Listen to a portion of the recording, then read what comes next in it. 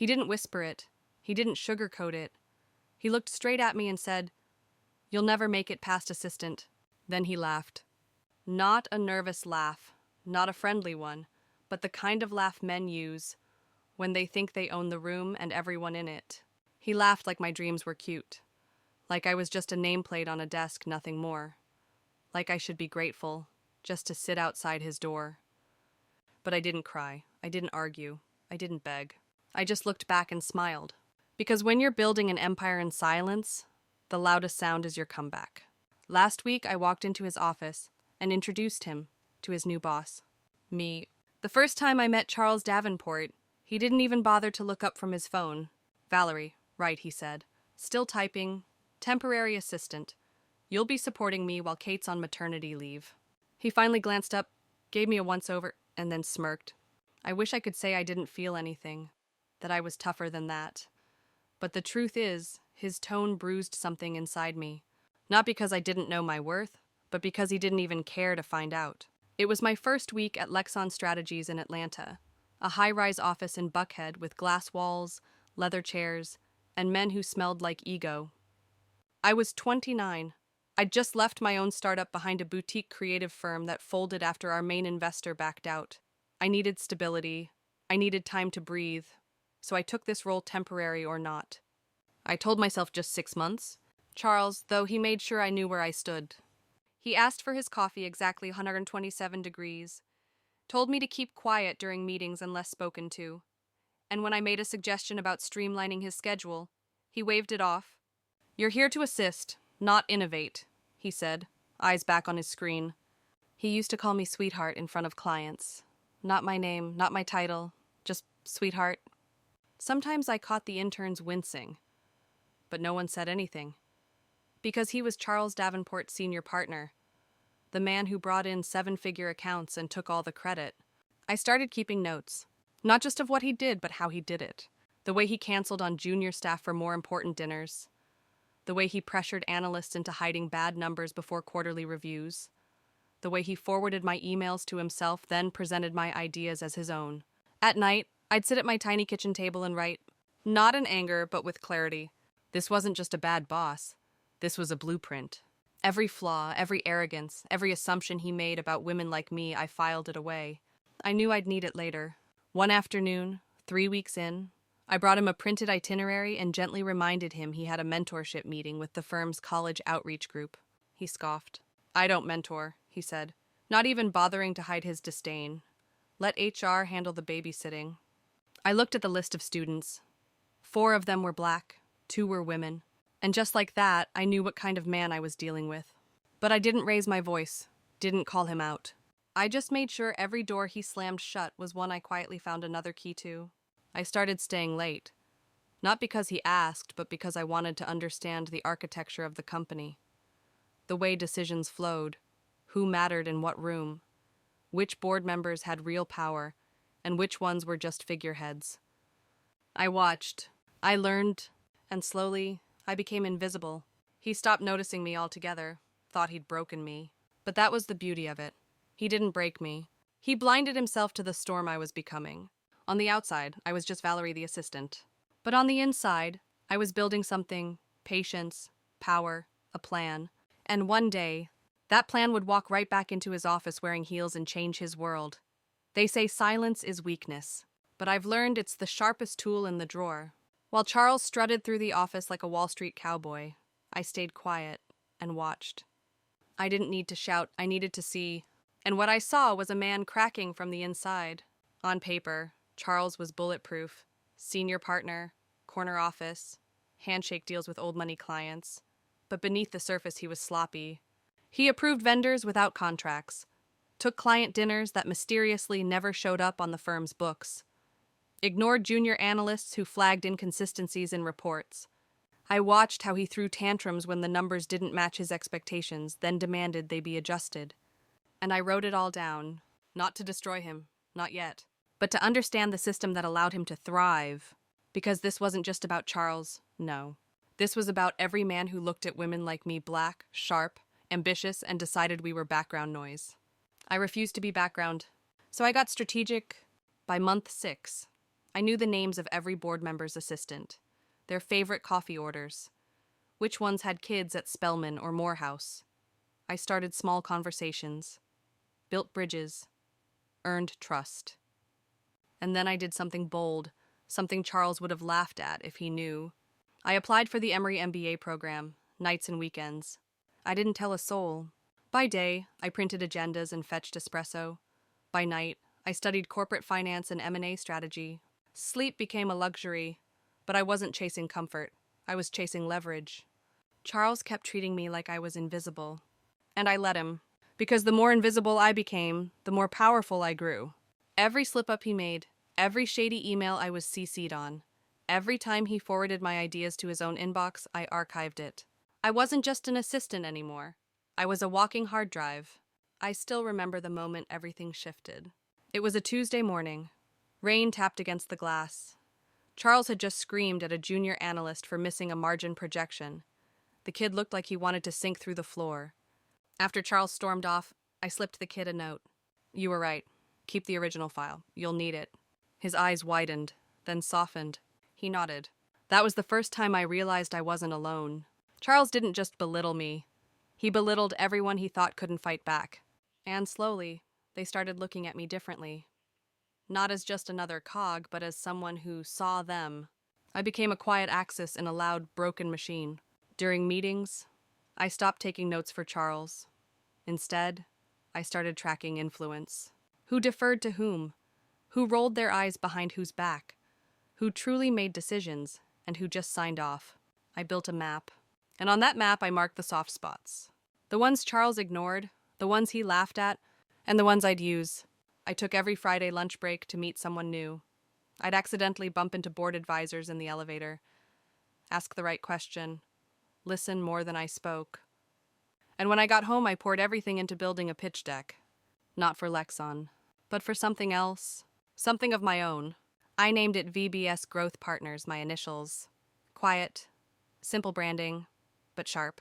I'd seen enough inefficiency, ego, and ethics violations to know what not to do, so I designed a firm that did the opposite. Transparent, agile, rooted in data, not drama. I pitched quietly using contacts I'd built through Charles's sloppiness, his discarded leads, his not worth it prospects. I nurtured them, planted seeds, and they grew. My first client was a startup run by a Latina founder Charles had mocked for not understanding margins. I helped her triple her valuation in 9 months. Second was a real estate group Charles had ghosted after their offer didn't hit his ego bar. I negotiated their acquisition of a mid-tier competitor. I never used his name, never referenced the firm. But word travels, and soon my little side project had traction. I left Lexon without drama, no grand speech, no big exit. Just a resignation letter and a final coffee delivery. Going back to school full-time, I lied. Charles barely looked up. "Good luck, sweetheart," he muttered. I smiled. It was the last time he'd call me that. Because 2 years later, just 2, he would walk into a boardroom and see me again. Not holding his schedule, but holding his future. The weeks after I left were quiet. But beneath the quiet momentum, VBS started landing more clients, companies that didn't want flashy presentations, but results. I worked out of coffee shops, my one-bedroom apartment, and sometimes from the back corner of co-working spaces in Midtown. But every email I sent, every deck I pitched, was sharper than the last. And while Charles was still sipping overpriced bourbon in Buckhead, thinking he ruled Atlanta's consulting scene, I was building a silent empire. I didn't advertise. I didn't need to. Referrals became oxygen. My reputation spread not loud, but lethal. I got a call from a venture group in North Carolina, then a chain of wellness clinics in Texas, then one day, a major investment group out of New York. They wanted a local partner to help evaluate a potential acquisition Lexon strategies. I almost dropped the phone. I played it cool, took the meeting, listened, then gave them a full rundown of Lexon's internal inefficiencies, client turnover rates, outdated pitch methods, and, let's just say, a few subtle ethics risks. I never mentioned Charles by name. I didn't have to. They asked if I'd be willing to serve as a partner consultant on the acquisition. I said yes with one condition. If the deal went through, I'd come in as executive advisor to help rebuild the structure. They agreed. It moved quickly after that. Numbers were negotiated, stock options assigned, control shifted, and then came the day. I walked into Lexon's glass lobby not as Valerie the assistant, but as co-owner of the firm that had just bought them out. The receptionist, new girl, maybe 24, smiled nervously and offered me water. I smiled back.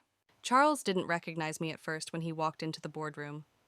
I wore a tailored navy suit, simple jewelry, no clipboard, no latte in hand, just presence. He looked at me, then looked again. I saw the color drain from his face. "Valerie," he said, slow, confused. I extended my hand. "Mr. Davenport," I said, "it's good to see you again." The board members didn't speak. They didn't have to. The contracts had been signed. The power had shifted. And Charles now reported to me. The silence in that room tasted sweeter than any applause. And I didn't gloat. I didn't throw his words back in his face. Because I didn't need to. He already remembered. He remembered every insult, every laugh, every time he called me sweetheart instead of my name. And now, he had to send reports with my name on the 2 line. I didn't fire him. I let him stay. Sometimes the best revenge in Warcorn is watching them survive under your success. And let me tell you, homie, it's a view worth waiting for. There is a special kind of silence that comes with starting over. Not the peaceful kind. The kind that hums beneath your ribs. The kind that whispers every night, "Are you sure?" When I left Lexon, I told everyone I was going back to school. It was easier that way. Cleaner, no drama, no gossip trail. Just 1 line and I was gone. But the truth was messier. I had no funding, no team. Just a deck, a name, and a quiet fury that kept me awake at night. VBS Growth Partners was born out of that silence. The name was simple. VBS for Valerie Brooks Spencer. Just me, a laptop, and a secondhand suit I bought for interviews I never got called back for. I started working from a shared desk at a co-working space in West Midtown, the kind with leaky faucets and too many exposed pipes pretending to be modern. I was surrounded by tech bros with noisy headphones and pitch decks that all looked the same. I kept my head down, built my first deck from scratch. No templates, just insight. I studied companies the way other people binge shows. I traced their failures. I dissected their revenue gaps. I understood what made a company bleed and what made it rise. My first client came from a cold email. She was a founder who had been dismissed in a meeting with Lexon. A brilliant woman, Latina, bold ideas, and no patience for patronizing suits who called her kiddo. She remembered me, remembered that I had passed her a note under the conference table. It had said 1 sentence. "You are not crazy." She hired me 2 months later. I worked on her brand, her pricing structure, her funding pitch. We rebuilt her cap table, cut dead weight, repositioned her entire value story. And within 8 months, she closed her Series A at 4 times her original valuation. That win became a ripple. Suddenly, my inbox was full. Not of opportunities, but of questions. "Hey, Valerie, I heard you helped Nadia. Could you take a quick look at our deck?" Or, "Do you do growth strategy too?" Or the one that made me sit back in my chair and laugh. "I think I saw you at Lexon once. You were the quiet one, right?" Yes, I was. And I was not quiet anymore. I hired my first 2 associates. Both women. 1 black, 1 Vietnamese American. Brilliant. Overlooked. Just like I had been. We rented a corner suite and bought a whiteboard so big we had to take out the window to get it inside. That board became our war room. Every sticky note was a client, every diagram a battle plan. We worked nights, we worked holidays. We worked until we knew the inside of our clients' companies better than they did. We did not do fluff. We did not do buzzwords. We did results. We were not loud. We were effective. By the time year 2 hit, VBS had quietly taken over 5 major accounts that Lexon had either mismanaged or ignored.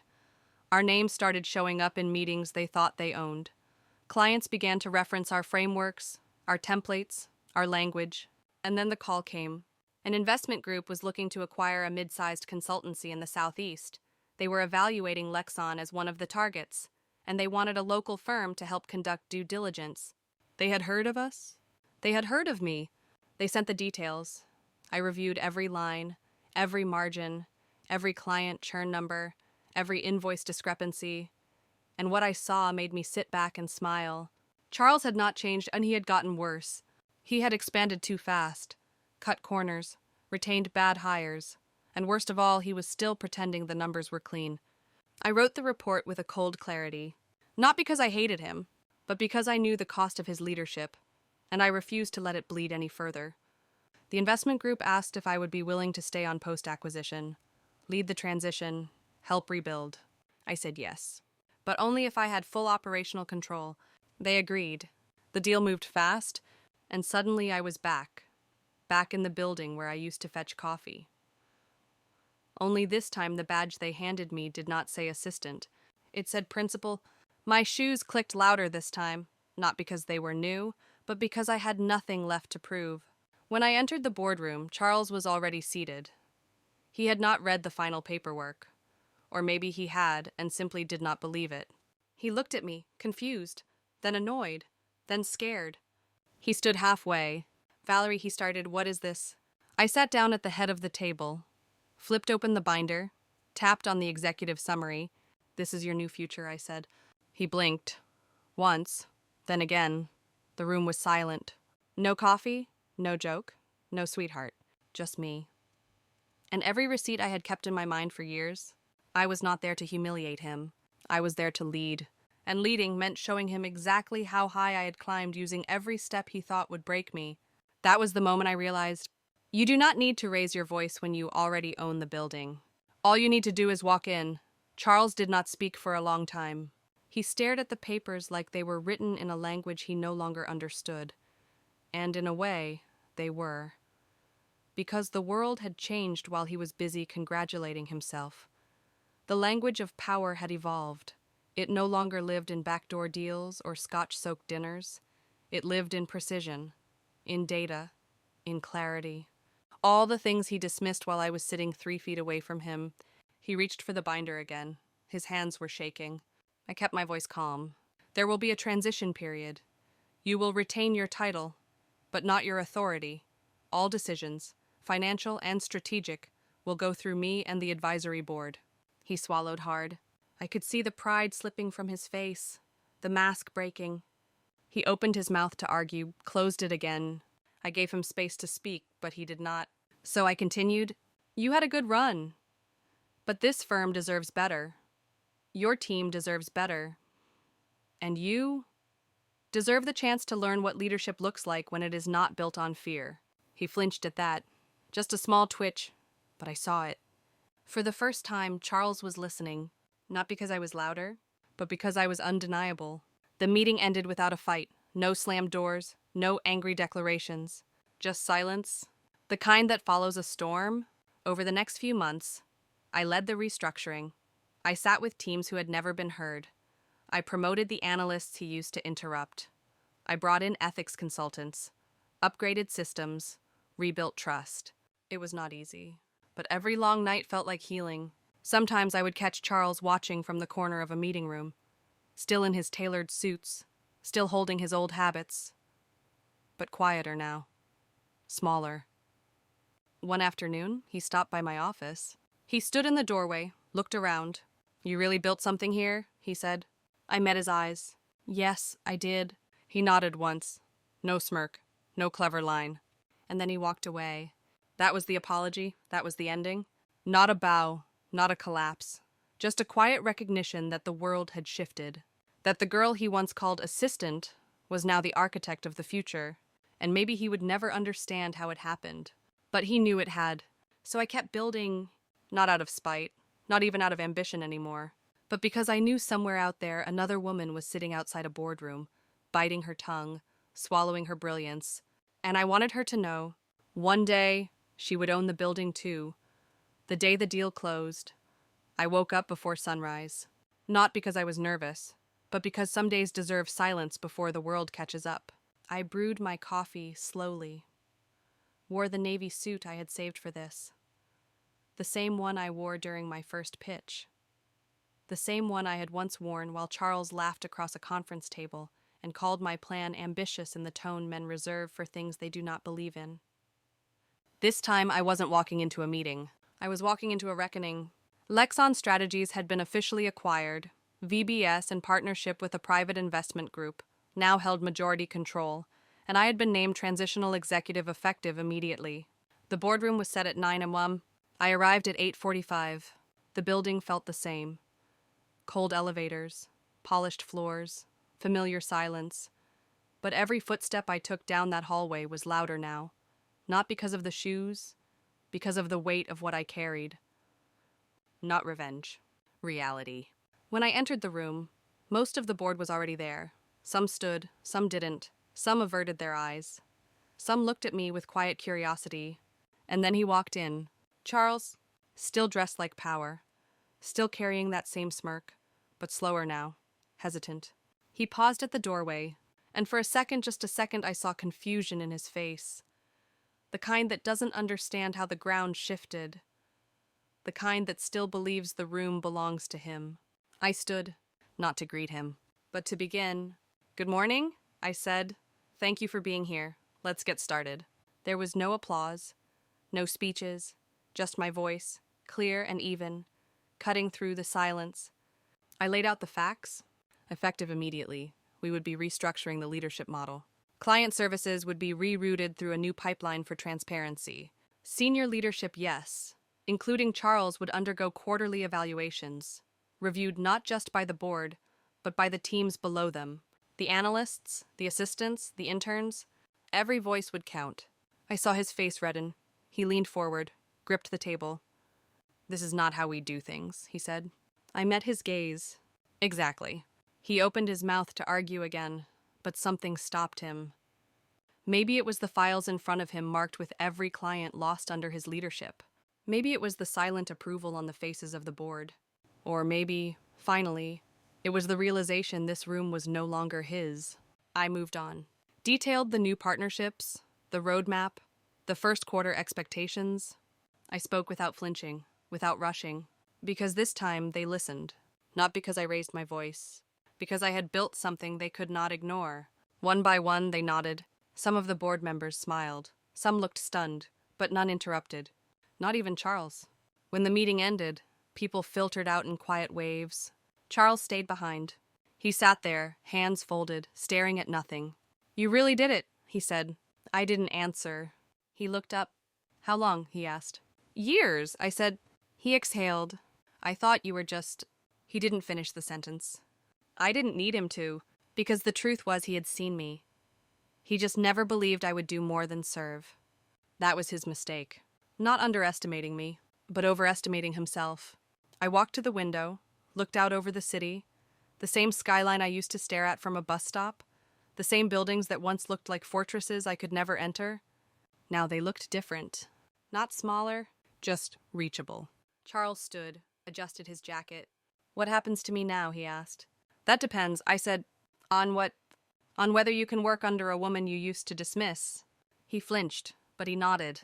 I left the room first. Not because I needed to, but because I could. The days that followed were a blur of motion. Internal restructuring, press releases, strategy briefings, new hires. Former clients returned. Some staff members cried in meetings. Some pulled me aside and whispered thank you. But the moment that stays with me, the one I'll carry for the rest of my life, came late one Friday. An intern, maybe 21, nervous, shy. She stopped me in the hallway. "Miss Spencer," she said. "I just wanted to say, seeing you up there, leading, it changed something in me." I smiled. "It's never about the room," I said. "It's about knowing you belong in it." She nodded, eyes wide, and that was it. That was the legacy.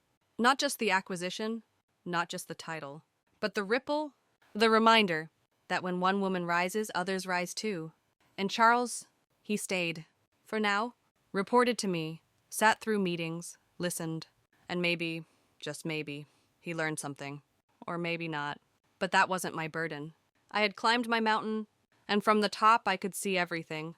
Every door once slammed. Every room I was told I didn't belong in. Every face that had once laughed. And I smiled, not for the power, but for the silence. The kind that comes after the storm. The kind that says, "You won." Over the next few weeks, the transformation deepened. We initiated a new mentorship program, something Charles had once called a waste of billable hours. Now, it was the most requested initiative in the firm. Junior staff paired with senior leadership. Real conversations. Real elevation. I watched as people started walking taller, speaking louder, believing more. And I kept pushing. I invited speakers, women, people of color, those the firm had never considered before, to come in and teach. Not just about business, but about bias, about power, about what it means to be heard after years of being silenced. Some rolled their eyes. Some walked out, but many stayed. They took notes, they leaned in, and slowly the culture began to shift. It wasn't fast, or easy, or clean. There were mistakes, pushbacks, moments when I questioned if I was doing too much, too fast. But then I'd walk past a room and hear someone say Valerie's approach, or I saw that framework in VBS's case study, or remember how Lexon used to be, and I'd keep going. Because the goal was never just to lead.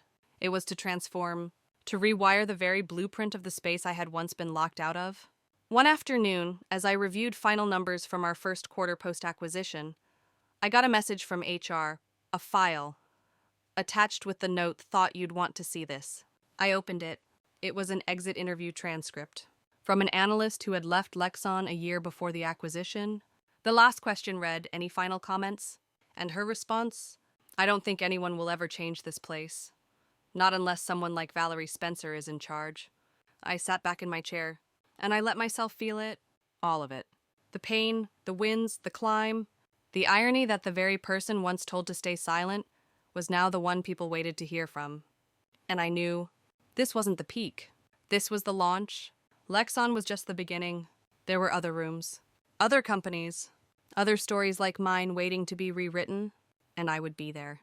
Not as a savior, but as a mirror, a signal. That you don't have to scream to be powerful. You just have to keep building until they can't look away. And when they do, you meet their gaze and never look down again.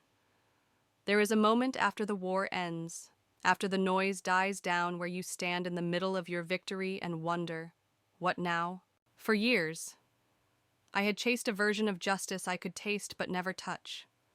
A justice that looked like one man being forced to say you were right. One boardroom turning its chair to face me. One locked door finally opening. But the truth, real justice is quiet. It is not a headline. It is not a scream. It is the look on his face when he realizes he cannot stop you. It is the silence in the room when no one dares to interrupt you anymore. It is the ripple in the system when the people who were told to stay small finally take up space. 3 months after the acquisition, Lexon's numbers had rebounded. Clients who once left in frustration now returned with renewed trust. Staff who had mentally checked out showed up early, offered ideas, claimed credit without fear. Charles kept his office. He kept his desk. But his power had vanished. I let him stay because some lessons echo louder when the audience is forced to listen. And I knew he was listening now. I never mocked him. I never called him names. But every time I stood at the head of the table, every time I made a decision without looking to him for approval, that was the response. And it was louder than any insult he had ever thrown my way. He started calling me Valerie. No more sweetheart. No more jokes. Just my name. And that mattered more than I expected, because it meant he knew. He knew who I had become, who I had always been. One afternoon, we passed each other in the hallway. No meeting, no performance, just two professionals crossing paths. He paused, said softly, "I didn't see it before." I nodded. Most don't. He didn't say anything else, and he didn't need to. The real twist wasn't that I took his job. It's that I never wanted it. What I wanted was impact, change, legacy. So I started something new. A leadership initiative inside the firm. For women, for first-generation professionals, for anyone who had ever been told they needed to speak less, smile more, wait their turn. We called it the table, because sometimes you don't just need a seat. You need to build your own table. The response was overwhelming. Stories poured in, from interns who had been dismissed for their accents, from associates who had never seen someone like them at the top, from former employees who left because the air was too heavy with silence. They returned, and we made space. I made space. Not because I wanted to be celebrated, but because I remembered what it felt like to suffocate quietly in plain sight. One of the analysts, mid-20s, brilliant, pulled me aside after a strategy session. She said, You're the reason I didn't quit this industry. I smiled. You're the reason I stayed in it. I told her. That night, I walked the floor after everyone left. Lights dimmed. Offices empty. The same rooms where I once fetched coffee, printed agendas, nodded through insults. Now quiet. Now mine. But not just mine. Ours. Because every woman who came after me would walk through that door with her head high, not hoping. Knowing. Knowing she had space. Knowing she had backup. Knowing the narrative had changed. That was the final move. Not the acquisition. Not the power. But the rewriting of what leadership could look like. Of what silence could become. Of what happens when the underestimated finally stop asking for permission. I looked out the window. The city shimmered below. Not a finish line. Just a view. And somewhere maybe at another firm, another office, another room. A girl was sitting quietly, taking notes, thinking no one saw her. I saw her because I had been her, and now I was proof that she could become anything, even the boss of the man who told her she would never make it.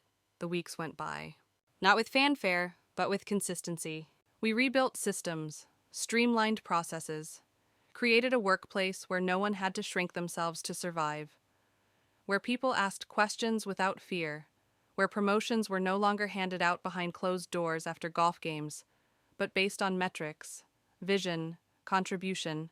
We implemented feedback cycles, real ones, where assistants could review managers, where anonymous no longer meant invisible. Some people left. They could not adjust to the new normal, to the fact that being loud no longer meant being right. But most stayed, and they grew. I walked through those halls every day with quiet pride. Not because people whispered my name, but because they didn't need to anymore. I wasn't an anomaly. I was the standard. And that changed everything. One Monday morning, I received a letter, handwritten, from the very first intern I had ever mentored. She was now a VP at a firm across the country. It said, "You didn't just open the door for me. You taught me how to build one." I kept the letter, pinned it behind my desk. Because on the hardest days, the ones where doubt tried to creep back in, it reminded me that even when you feel alone, your impact is not, it moves, it breathes, it echoes. I began speaking at conferences, not the shiny kind, but the ones filled with women who were still climbing, who still heard no in every meeting, who were told their tone was too sharp, their vision too broad, their dreams too big. I stood on those stages and told them they weren't too much. They were just enough to break the system and build something better. One day, a younger version of me, her name was Jada, stood up during a Q&A. She asked, "What do you say to someone who keeps telling you to stay in your lane?" I smiled. And I said, "You don't. You build the damn highway." The room went silent. Then applause. Then tears. Because sometimes the most revolutionary thing you can do is give someone permission to believe in themselves. That's what legacy is. Not buildings, not titles, but belief passed down. Forward, upward, carved into the walls we were never meant to enter. So now, when people ask what my title is, I say this. I'm not just a founder. I'm not just a CEO. I'm the story they didn't see coming. And I'm just getting started. Weeks turned into seasons. And the firm that once overlooked me now carried my imprint in every corner. But more than that, it carried possibility. I launched a fund, not a big one, just enough. Enough to back founders who looked like me, sounded like me, dreamed like me, women who had ideas but no pitch deck, mothers who couldn't travel for meetings, brilliant minds still being told, "Wait your turn." And one by one, we invested, not just in their companies, but in their voice, their visibility, their fire. Charles eventually retired, not with scandal, not with disgrace, but with a quiet understanding that his time had passed. He shook my hand on his last day. No bitterness, no sarcasm, just a small nod of respect. And I took it, not because I needed his approval, but because sometimes the most powerful thing you can do is receive peace without needing apology. And now on the days I stand in front of my team, on the days I walk into rooms I once only dreamed of, I say the same sentence over and over. This isn't the end. This is the beginning. Because revenge may have lit the match, but purpose built the fire. And legacy, that's what keeps it burning.